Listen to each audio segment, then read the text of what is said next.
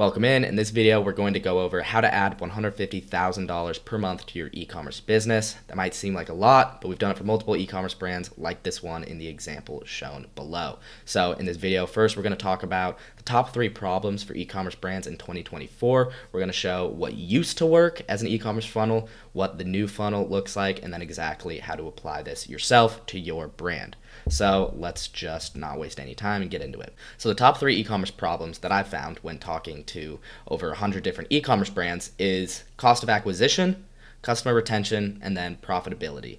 These all kind of play into each other, especially profitability connects to the others. We're going to go into a little bit more detail of each one.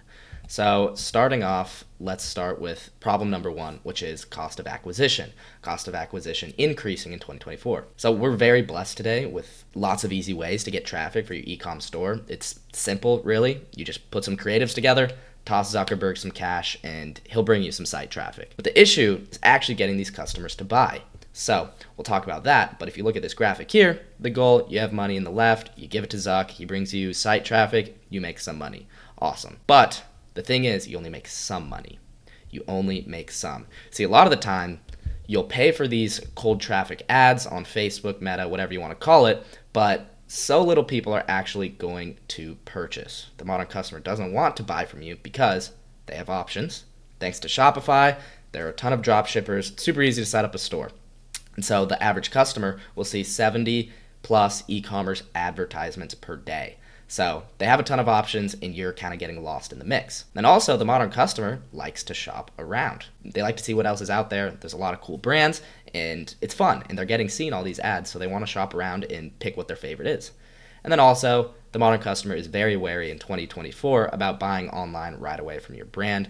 There are a ton of scams that have happened over the years from internet stores. It feels like everybody has been scammed at least once. And so modern customer is wary. So they want to know that you're legit and they want to trust you. So what we've found, and it's kind of like a rule of thumb here, is the modern customer needs to actually see your brand 5+ times to actually trust you enough to purchase and to actually understand your brand enough to make a purchasing decision. So you can see here, there's kind of like a timeline here of first brand introduction, number of time exposed to the brand, and then there's what I like to call the trust threshold. You have to cross the trust threshold before somebody's actually ready to make a purchase. So you have the first brand introduction, they're not ready to purchase. After they've been exposed like 5 times, the trust threshold can move a little bit, then they're ready to purchase. You have to find ways to get in their face and expose yourself to them for them to get to the point where they can trust you. Little by little, you're not just going to be able to, usually aren't going to be able to do it just in one go. You have to be on separate occasions. So in a lot of cases, you just have to pay for more ads and your expenses go up because these people need to see you multiple times. And so one way to get them is by driving traffic towards them on paid ads.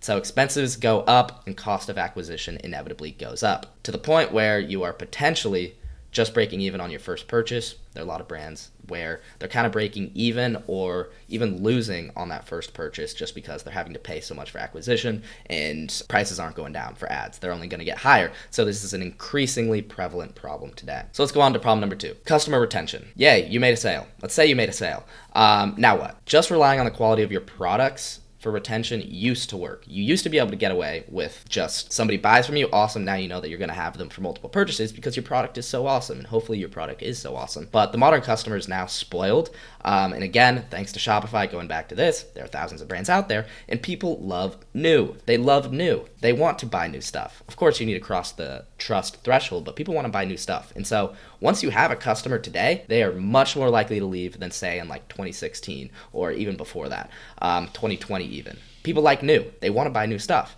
And so even if your product is great, people are curious what else is out there. And they are going to shop around and they're going to look out there. It's like this is the modern customer. I like this brand, talking about you, but I just saw a cool new young brand on TikTok. Maybe I'll try them too. And they try it, and then they like new, they like that feeling, they get a dopamine hit, and then they keep on doing it until you're kind of forgotten. That is a major problem. And you must not lose the attention that you paid to gather. You paid for these people. You need to be able to keep them so you don't have to pay another cost of acquisition price. You need to continue to build upon the attention you've gathered and stay top of mind at all times, or else the customer is going to try someone else. So you must stay in their face. You must stay in their face so they don't forget about you.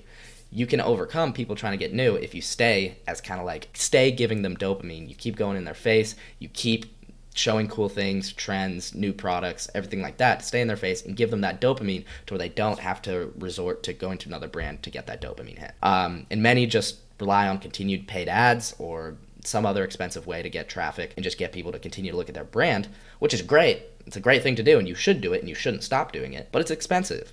And then that just takes away from your budget for acquiring new customers. So customer retention is an increasingly large problem because if you just rely on paid ads, then you're gonna have to pay a ton of money. And then also just the customer wants to buy new stuff. And so customer retention has been going down recently. So that's a big problem. Then problem number 3, profitability. Revenue is super cool. Hitting 1 million a month is cool, but it means nothing if you have no profit, which is, again, an increasingly prominent problem today. Profitability issues is a result of one of or both of the prior problems that we just discussed, cost of acquisition and then retention. If you have high cost of acquisition and low retention, obviously you have terrible profitability. Now, in a perfect world, you could acquire customers for cheap and then you retain them for cheap. But you can't really acquire customers for quote unquote cheap. You're gonna have to pay up in at least some fashion to acquire customers today. You need your site traffic. You need your site traffic, and Zuck has us in a chokehold because what are you gonna do? Turn off your paid ads? No. With ad prices higher than ever, gone down a little bit, but ad prices are hard and you just can't acquire customers for cheap. So Zuck is just zucking everybody. As we talked about, many brands are going to use retargeting ads for retention and continuing to spend cash for retention, which is just lower profit. So you're supposed to ideally pay for cost of acquisition and then retention for cheap if you have a good product. But that isn't very possible anymore because people want to try all these new brands. The easiest way to maintain profitability still is in the back end. Yes, you need to pay for site traffic, but you're able to retain your profit by using cheaper methods of retention. So you still need to pay money to acquire, but the goal is to pay less on retention. Hint, it's email. Email's cheap. You'd be okay paying top dollar to acquire a customer if you knew they would make 10 plus purchases over their lifetime. Correct. Yes, this is obvious stuff, but the question is, how cheap can we make it? So let's talk about the top of mind effect, solving all 3 problems at scale. If you're always in your customer's face, you just hold mental real estate. And at any given moment, if they think about your industry or product, you want to be the first brand that comes to mind. You want to be the first brand. So for example, like myself, I've been into ice baths lately. The first brand that comes to my mind is iPod. And so I bet once I decide to pull the trigger on an ice bath, that's going to be the first one I go to. Or if one of my friends, they say like, just I'm scrolling on my phone or whatever, I'm like kind of like subconsciously like not really there. My friend says, oh, I'm thinking about getting an ice bath. Do you know any brands? First one that comes to mind, I'm just going to say, oh, iPod. You want to know why? Because I'm on their email list and they've been sending me a shit ton of emails and they're just top of mind. They just hold my mental real estate. They are in the top of my mind. So guess what? They didn't even have to pay cost of acquisition for my friend that I just referred. That's a top of mind effect. And then if I ever want to get another one, then they're going to be the first one that I think of. Yes, I may shop around a little bit, but they're the first ones. So they have the highest likelihood of me going with them. And email is the cheapest way to do this. This way you and not your competitors will get those random sales when the customer is going about their day and they randomly think of your product, and that is what is going to fulfill them. Now this can go also for like subscription-based products or consumable products, like if you sell soda, for example. If you know Olipop, that's a big brand recently. I'm on their email list. I open all their emails. Subconsciously, if I ever go in a craving, I'm going about my day, and like the Super Bowl was recently, and it's like, oh, we need sodas for the Super Bowl. First brand that comes to my mind is Olipop. Let's order Olipop. Then we get it. You want to know why? I would have forgotten about them if they weren't in my face every single day. They could have been in my face every single day by sending a whole bunch of ads and spending a ton of money on ads, or they could just have done email, which is cheap, and how they hold my mental real estate, and how if I was in that theoretical situation to go with a soda, I would probably go with Olipop. So let's look at the old e-commerce funnel. So I'm going to go over here to this tab. So this is the top of funnel. We have attention acquisition. This is how pretty much anything goes. So this is how the e-commerce funnel looks like kind of today. Attention acquisition. So this is what you want. You do paid ads, referrals, word of mouth, SEO, organic social media, and then etc. Anything random where it's somebody like just randomly goes to your site. Like my friend about the ice pod, they just go to a site. That's attention acquisition. That's kind of plays into word of mouth. But paid ads is going to be your biggest one kind of here. And what do those bring you? They all have the single goal. Let's get site traffic. But the problem with site traffic, and especially with new customers, is maybe one, it depends on your conversion systems and your conversion rates, but only 1% are actually going to buy. And so happy, but 99% of the time, no one's going to buy. So they leave, and then guess what? They have to go back to the top and then go back through this thing. This is going to happen kind of like we talked about, like rule of 7. This could happen like 5 to 7 times of you paying for paid ads or waiting for SEO for them to stumble across you or waiting for them to stumble across an organic social media post, whatever that is. It takes time, it's unpredictable, and it costs a lot of money. For these people, awesome. They bought from you. Now you have to go back to attention acquisition at the top and then pay back or wait for these to happen like naturally. And it's just not very sustainable and not as efficient as it could be. And so that's kind of the root of this funnel here. What used to work. This used to be okay because these conversion rates were higher and people could get away. And right here, when you have 1% traffic and you had a great product, people could come back just from referrals or word of mouth and not as much come from paid ads. But now we have to talk about the 2024 e-commerce funnel and what is actually profitable right now. So if we go back over here and we look at this from a wider lens, we did have this at the top, same as before. Top of funnel, we have our ads and everything here. Traffic leaves, then awesome, you go here and it's expensive. So that's one option. So you'll get some people to buy. Now we're going to add a whole nother layer. It's like the tip of the iceberg. You need to have this back end set up because guess what? This back end is cheap. We'll go through this in more depth, but site traffic, essentially, you bring your site traffic, anybody who might want to leave, you can still capture their information and market to them cheaply without having to spend on paid ads. So we have website embed forms, sign-up pages, pop-up forms, and then for people who do purchase, you get post-purchase sign-up forms. And then you have them as email and SMS members. Now you have a cheap flywheel to where people can just cycle through here. You see how this, if site traffic leaves from going through an email campaign or flow, again, we'll talk about this later, but if site traffic leaves, it doesn't matter. We don't need to spend more on paid ads. We'll just bring them back. They're just still in the email list, so they're going to continue to receive emails. And then if somebody does purchase, awesome. We want them to repeat purchases. Great. They're already on the email list. They're going to continue to send emails. And this is cheap. This is expensive. The goal, yes, we will have some people who still will get paid ads because paid ads are awesome. We just want to limit as much as we can so we can focus on less expensive options. So that's how this looks. Let's talk about the first point, email and SMS opt-ins, this part of the funnel. We have pop-up forms, sign-up pages, website embed forms, and then post-purchase sign-ups for people that do purchase, and then they are brought to email and SMS members. First, we're going to talk about this first option, pop-up forms. These are the forms that show up on your site after a time delay, offering some sort of incentive for your email. You've seen them before, and they're essential for any e-commerce brand because you can capture 6 to 12% of your website traffic. You know, you're only converting 1% of people who go to your website. What happens to the 99% others? What if you could capture 10% of those people and save on sending them ads? That's the goal of pop-up forms. You sacrifice a little bit on the margins with the discount you give up front or some sort of incentive that you give in the pop-up form to bring them to the email list. But once they're an email subscriber, they can be an email subscriber for life. These are like examples of things of pop-up forms that you see. Some keys to focus on. You want to wait long enough. You don't want to show up right in their face because that's going to hurt the customer experience. They haven't even seen your product, so it's like they don't want to sign up for your email list. They don't even know if they want 10% off. You want to give a strong offer, something that's strong, make it clean, and make the offer clear. So you can see, like even in this form, the offer isn't very clear. You have to read all this to know the offer.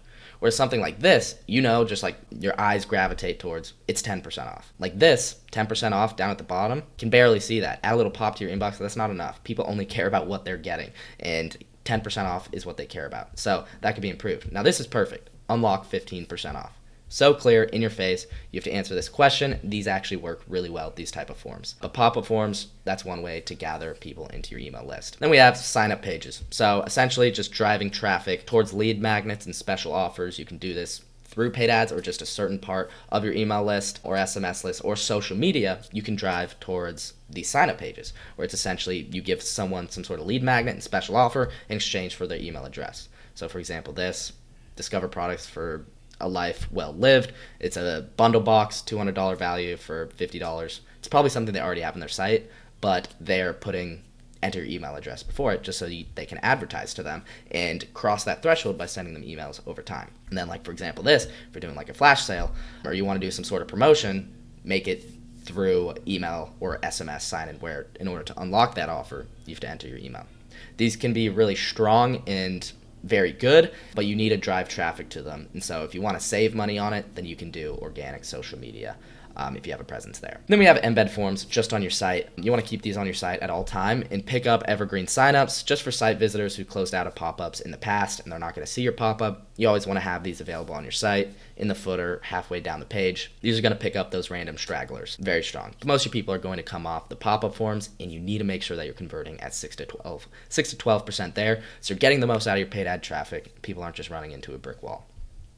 And then for people who actually do purchase, we have post-purchase signups. So these are going to be very lucrative as well, because these are for people who purchased from you. So they already know, like, and trust you. And so what you do is be able to continue to sell for them for cheap, to less rely on paid ads, and continue to send to them, stay in their face, so you continue to stay top of mind. They already know, like, and trust you, so these people are very valuable. So inside Shopify, like you can see the example here, if somebody purchases or they go to checkout, you can have this check mark here under contact information. Keep me up to date on news and offers. You can add this inside of Shopify and have it already checked. And so somebody would need to opt out of it in order to not be put on the email list or SMS list. Very strong, very good way to get actual high intent people in your email list so you can continue to sell for them for cheap over time and continue to keep them top of mind. Post-purchase signups are amazing. So that's how you can grow your list to enter into your email list, which we want because they're cheap. Now let's talk about this part of the funnel. We just talked about this. Now let's talk about this. So on the email SMS list, we have two different tracks. We have campaigns here, which we'll talk about, and then we have flows here. And then all of these flows and campaigns, what do they all do? They're driving traffic to your site. And with the goal of some of these people are going to leave and then come back. Some of these people are going to buy and then come back. So first we're going to talk about here, we're talking about campaigns. So right here, campaigns, we have, let's go back to this tab and zoom in. For campaigns, we have discount and promotional emails. So essentially discounts that you're sending to the list, and then you have educational and nurture emails, which we'll talk about all of these in this slide deck. So campaigns, the purpose, get consistent cheap traffic from customers who already know, like, and trust you. People who bought from you already know, like, and trust you. People who sign up for your opt-in form, once they've been through automations and have seen you a few times, they already know, like, and trust you if they're continuing to stay on the list. You can get a consistent cadence of 3 to 4 email campaigns per week to establish a relationship with the customer where they get used to seeing you in the box and get in the habit of opening the emails. Before you ask, no, you will not annoy your list. The above example, this is a brand that we ramped up from 1 campaign a week to 3 to 4 campaigns per week. And we saw much more increased engagement numbers because people actually got used to seeing us in our inbox. If you're sending random emails once every 2 weeks, once a week, people don't get used to seeing you, and they don't get that dopamine hit of opening your email. Whereas if you send 3 to 4 campaigns a week with good topics, things that people actually care about, you have good looking designs that will give people some dopamine, like looking at a piece of art, then they'll continue to open your emails, give you awesome engagement. You can see revenue per recipient, 31 cents is very strong. Top of mind effect is a very profitable byproduct of sending your consistent campaigns.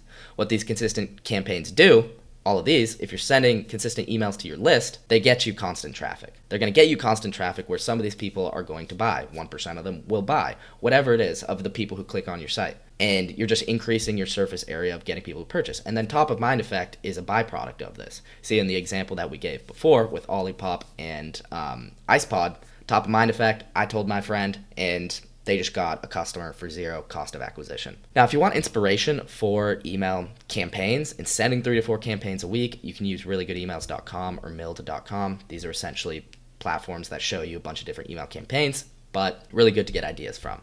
So now let's talk about some actual specific parts of email. So under here, under campaigns, we have 2 different tracks. We have discount and promotional emails, and then we have educational and nurture-based emails. Right here, we're going to talk about discount and promotional campaigns. As much as we all hate discounts because they hurt our margins and our profitability, which we already said is an e-commerce problem, it's not something that you can give away. You can't be on 100% margins. So you need to pick and choose your battles and choose where you want to give up margins. As much as we hate discounts that mess up your margins and can harm your brand reputation, lists love them, and they should be rewarded for being on your list. It's kind of just like a surprise and delight, somebody being on your list. If you're never giving them incentives, then what's the point of them staying on the list? They keep your list excited and engaged, and you do not want to do them often. And you shouldn't. You should not be doing these often. But bi-monthly, kind of once every 2 months, run some sort of discount to your campaign list. A lot of brands will do multiple of these per month, and that's just not what you want to do because that's going to really screw your margins. you can make more revenue by sending value-based emails that don't have discounts, and then include the discounts bi-monthly. So here we have some examples. We have free shipping as an example. They did an offer for back to school here on this email. School's back in session, make the school year extra sweet. Free shipping essentially on these offers. And a lot of times you can send an email like this, like probably this brand already offers free shipping on 8 and 12 packs. Like it's just included in their site. And that's something that you can promote in your emails, is say you have free shipping on these items. Even though you're already giving it away, you're just promoting it and making it the focal point of an email. And then here's another example. This is $10 off, this type of campaign. So rather than doing % off, they did $10 off $40 plus purchases. And so this is another option that you can do. We'll talk about this in a second, but typically you want to experiment with your list on if they like % off versus dollars off. Typically, if your average order value is above $100, you want to do dollars off, and if your average order value is under $100, you want to do % off. Like they maybe have tested this, but if you have $10 off a $40 purchase, you could say up to 25% off. But the thing with $10 off is they save margins if somebody spends $100. They're only giving $10 off, and their profit margins there are 10%, rather than if they said 25% over $40, then if somebody buys $100 worth of stuff, they're discounting them $25. $10, the dollar off campaigns can be really good, and so definitely test them and see how your list responds. Are they only buying the bare minimum $40 and you're giving them 25% off? Or do a lot of them buy like $80 worth of stuff and you're only giving them $10 off there, and so you're getting more value? Another option here is we have like free item with purchase. These can work well for increasing your average order value. You say you get a free gift set on orders over $100. These can be very strong. So just to kind of bounce off of these to give you like the options for your discount and promotional campaigns, kind of like we talked about. Option 1 is you have X% or X dollars off campaigns. This is the most common one. Like I said, generally if your average order value is above $100, you want to do dollar off to keep margins. And then also, say you were doing a 20% off sale, $20 off sounds better than 20% off. And so, but if your average order value is like $100, then that's the same thing. If you're under average order value $100, then stick to mainly % off, because if your average order value is $50, 10% off sounds a lot better than $5 off. So typically that's going to convert better. And make sure that you're set minimum thresholds if you do dollar off campaigns to maintain your margins. So this is the most common type of promotional campaign that you can run. And then we have a free X with XYZ offers, kind of like we talked about in that last email example. It can be very lucrative. Best option is to offer up a product with very high margins to be free with a purchase above a threshold. You don't want to give up a product that costs a lot for you to make, but if you have something that's very cheap for you, offer that for free with other purchases above a certain order threshold. So you get people to buy more, and then you're offering them a gift to incentivize them to do that. These are great to mix in as well. And then free shipping is kind of the other option, which is very self-explanatory. It's a good way, going to work better for low average order value stores, because usually higher average order value, you're kind of expected to give free shipping, but it can be a great way to get people right on the edge to convert. So if you want to send campaigns specifically to people who haven't purchased before, free shipping can be a good option. So now moving over, so we just covered these here, your discount promotional campaigns, which these should be probably 10% of your emails. They shouldn't really be that many. We have the dollar off, we have the free X with X, and then the free shipping. Now we're going to talk about the bulk of your email marketing strategy, which is educational and nurture campaigns. So we'll talk about social proof, benefits, news, and then trending and popular, which are the different types of campaigns that you can do. If we go over here, we have the nurture and educational campaigns. These are where the long-term money is made, and these are how you earn trust points that you can cash in on later on. Really, the goal of educational and nurture campaigns are, we just want to keep the list engaged with new topics, product selections, informations, and themes. Why do we want to keep them engaged? Keep yourself top of mind and get trust points built up that you can cash in on when you come top of mind. When they need something, they trust you, you have trust points built up, and they trust you enough to actually purchase. For example, if somebody's on an email list for 2 months and they've never bought from you, but they've opened like 1 email a week from you of you talking about all the value that this brings, then the second they get a clogged nose or whatever, you're going to be the first brand that they go to, because like you've earned their trust. This is where long-term money is made, because you're just building up the loyalty, you're building up the top of mind effect, and then obviously you're going to get a lot more word of mouth, which is absolutely zero cost of acquisition cost for you. So like an example here, now when we say nurture and educational, that doesn't mean like we're just educating them on our product. Like, it could just be like product promotions. It's just stuff where it's like not hard direct response where you're like, buy our stuff, buy our stuff, buy our stuff. Like for this example, it's just outlining this product, the maple flavored ice cream, which sounds awesome. They talk about the product a little bit, and then they show you, like, this is a clean email, and you get dopamine kind of by looking at it. And so people are going to continue to come back if they see like pretty emails. They see a notification next time that this brand sees an email, they're like, they just automatically want to open it because they're like, what does this one look like this time? That's also why you don't want to use templates for your emails, because then the customers don't want to open your emails because they know exactly how your email is going to look every single time. Where's the fun in that? And then this one, this is kind of more of that like value educational based campaign where it's showing you specifically, here are our products and here's exactly what they do. Here's how they will benefit you. Breathe easier, get ahead of the season. And then here's kind of another product spotlight, ignite the stage, and going over kind of the guitar. And just look at that. It looks so pretty, looks awesome. Any guitar lover will get a dopamine hit from looking at this and learning a little bit about the product. Now let's actually talk about these, the social proof, benefits, news, and then trending and popular. So if we go over here, social proof campaigns. So these are the emails that establish you as a real reputable brand. Things like testimonials, research study highlights, founder information, brand history, etc. These are kind of the ones where we're just focused on trust points. We might not be getting as many sales, but you will get some site traffic and you will get some sales. It's just inevitable, because no matter what your email is, if somebody's going about their day, you send them an email with your brand name and then they're like, oh yeah, I do need that. It's going to end up in sales anyways. These emails may not result in high immediate returns, but their purpose is to prime your audience for future purchases for when they do have the need for your product, or you do send them direct response emails later on. Social proof campaigns. And then we have benefits campaigns. These main purposes are to prime your audience for future purchases, again, and also get some purchases right off the spot. So these are going to physically show why somebody should actually buy your product. You don't want to hard sell your product. You want to show altruism, because it's a turnoff for customers when you're like, buy our stuff, buy our stuff, buy our stuff, because that makes them think, why do they need to beg us to buy our stuff? Their stuff might not be so good. And so it's kind of just like, you want to seem very altruistic and give them the option. Let the customer make their own decisions. Nobody wants to be told what to do. You want to guide them into the decision and make it clear that your decision is the best decision, but you want them to make that decision yourself, because then also they're going to feel a lot better about it. So you can go a lot of directions here with benefits campaigns. You can do brand benefits, collection benefits, single product benefits, single ingredient benefits.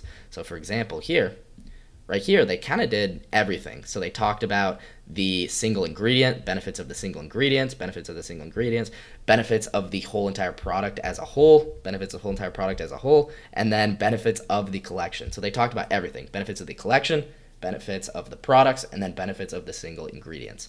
Not as much the brand, but benefits about the brand would be just overall brand messaging. So lots of different directions that you can go here. And what's great about benefits campaigns is you can get as granular as you want. For example, they gave a lot of information in this email. They could create, 9 different emails over the next month talking about each specific product. So they could send a campaign just on this ingredient and give the benefits of that, specifically talk about that, give more information. How does it support the immune system? They could create a whole email about this, a whole email about this, whole one about this, all of this stuff specific to this product and how it will benefit them. That is very effective, and these benefit emails, you can't use them enough, because once you send one email on a specific benefit, it's not like you're just always going to leave that benefit behind.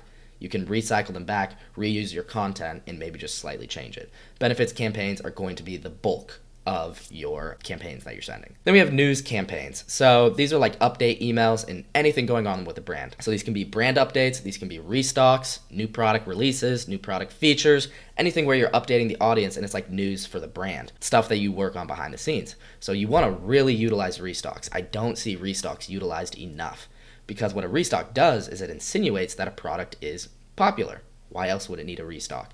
And so I highly recommend doing at least 1 restock email a month, 1 or 2, because it just shows people that these are popular. Do you necessarily need to have run out of stock of the product to say there's a restock? No, you don't need to run out of stock. You could just have a new factory shipment come in. If you ever have new inventory for a product, frame it as a restock email. Whatever you can to do a restock email, it's going to work, and then it's just a bestseller promotion is what it is. And then we have actual trending and popular campaigns. Of course, customers want to be up to date with what other people are going to offer. Send these types of emails often.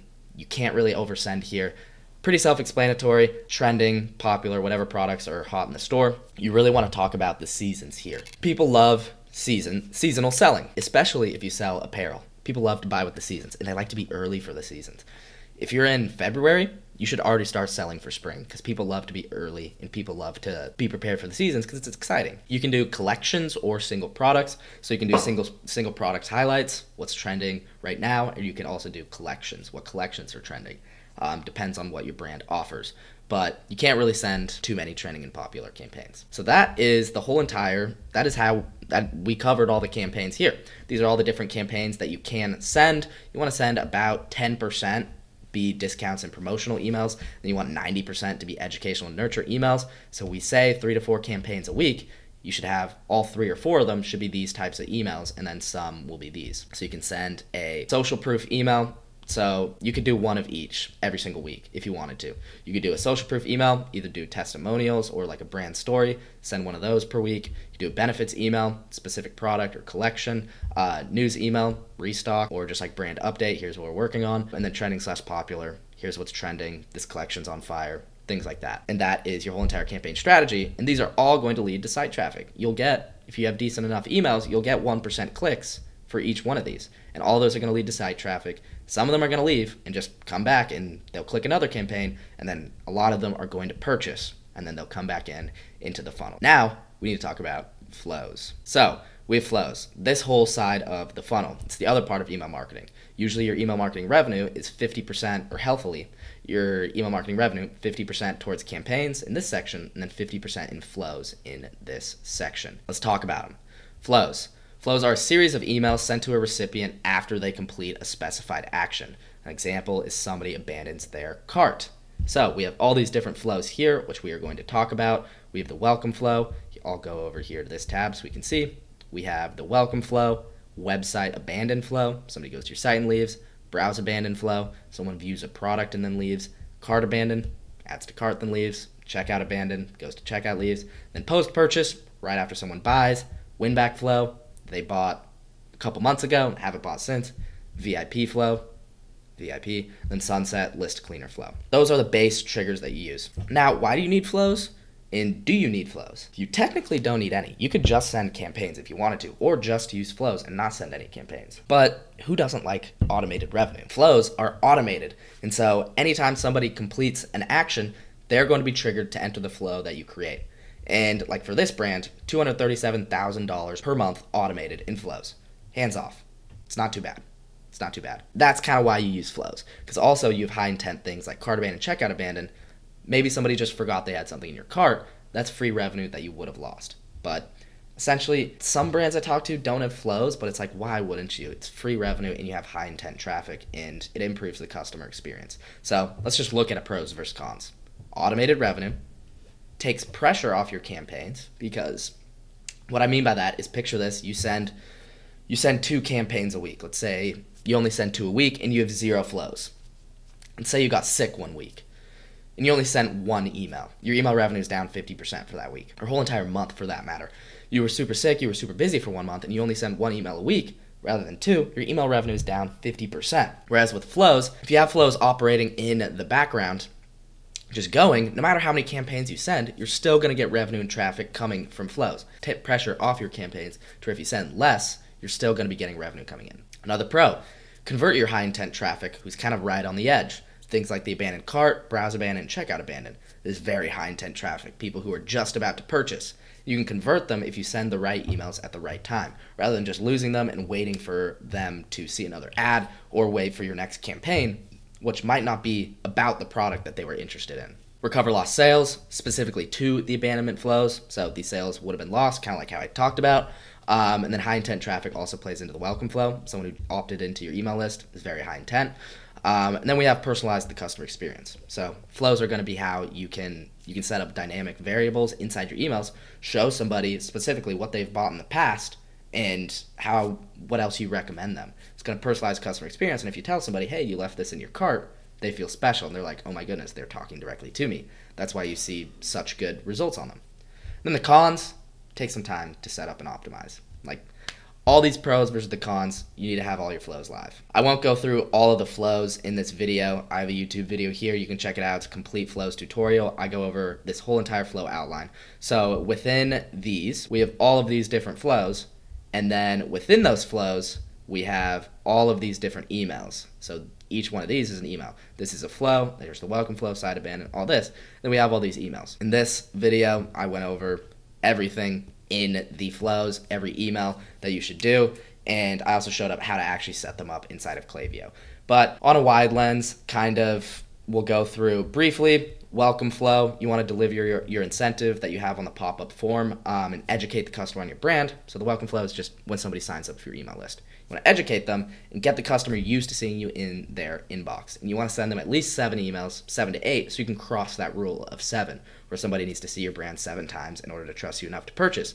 That's what we want to do, and we automate in the welcome flow. And if they don't purchase right away, it's priming them for future purchases. If you sent them 7 emails about how awesome your products are, how many testimonials you have, then you're just priming them for purchase. Maybe they don't have a need for your product right now. Prime them to where they do have a need, they're going to go to you. There's the welcome flow. Then we have abandonment flows. So like we talked about, we have the site abandon, browse abandon, cart abandon, checkout abandon. Someone visits your site and leaves. Someone views an item and leaves. Someone adds to their cart and leaves. Someone goes to checkout and leaves. Now, this is recovering sales that otherwise would have been lost. So all you really want to do is you just want to remind the customer, because whatever happened, somebody added an item to their cart, their kid ran into the street because they lost their ball, and then they threw their phone down, and then they completely forgot about their cart.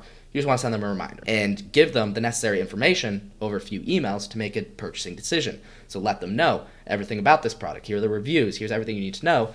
We think that you should get this product because you would love it. And then if you want to, have an incentive to where if somebody's kind of on the edge, you send them an incentive to get them over the edge after you've given them the necessary information. Now we're going to talk about post-purchase and retention flows. So these are all like before the purchase. Welcome flow is before purchase. Abandonment flows are before, like an actual purchase. You can have people who have made a purchase before and they enter the abandonment flows. But these all happen like before an item is bought. And then you have after an item is bought. So the post-purchase and retention flows. So post-purchase flow, which is directly after somebody buys, thank the customer. You want to remove buyer's remorse, update them on their order. Hey, your order's on the way. Here's how to use your item. Here's kind of everything you need to know. And, thank them. We're an awesome community and you're supporting a good cause and a good business. Win back, so encourage repeat purchases. So if somebody buys from you, they don't buy from you for a long time, let's speak directly to them and give them specific recommendations. Hey, you haven't bought from us in a while. You bought this last time. You would also like this. Or also give them incentives to buy back and just remind them of who you are again. In the VIP flow, you want to show gratitude and incentivize your top buyers and get them to come back and get them to continue to come back and tell their friends because they love your brand so much. And then we have the sunset flow, which is just one email and it's just an auto cleaner for your list. Just an email saying, hey, do you still want to be on the list? If somebody doesn't, remove them from the list so that you're not hurting your deliverability. If they do want to be on the list, awesome. You probably just re-engage them. Kind of the purpose, you got these people over the edge originally, now let's get them back. And most of your retention in terms of getting repeat purchases, like we talked about, since customer LTV is one of the major e-commerce problems, most of your retention is going to be covered by sending consistent campaigns. Because that's going to keep you top of mind. That's going to keep people on your mind and you're sending the benefits here. But these flows are going to help automate some of it and make the customer feel special because VIP makes them feel special. And win back, if you're talking directly to them, post-purchase, you're talking directly to the customer. These just help your customer feel special and prime them for more purchases down the line. That is the cheap content flywheel here. That's kind of what I like to call it because unlike paid ads and things like this up at the top, these are expensive and they take a lot of time to harness. Whereas this is a cheap content flywheel where you have campaigns and flows to where you're going to get a lot of traffic here going to your website from your campaigns and your flows. They'll bring you site traffic. Even if somebody leaves, they're still in the email list. And so you'll continue to bring them through here and you'll continue to bring them through here. Maybe they go through a flow this time until eventually they purchase. And then when they do purchase, they'll go back in and then they're back for more purchases to where you don't really have to rely on these expensive options as much and these lower intent options where most of the people are just going to leave. This is the e-commerce funnel that is profitable in 2024. Now, if you want help implementing, you can book a call, but that's not the point of this video. If you got some value from this, it would mean the world if you subscribed, liked the video. Comment what you guys want me to make content on in the future. I really appreciate you watching the video, and this doc will be in the description so that you can have it for yourself and you can refer to it in the future. So again, thank you so much, and I will talk to you later.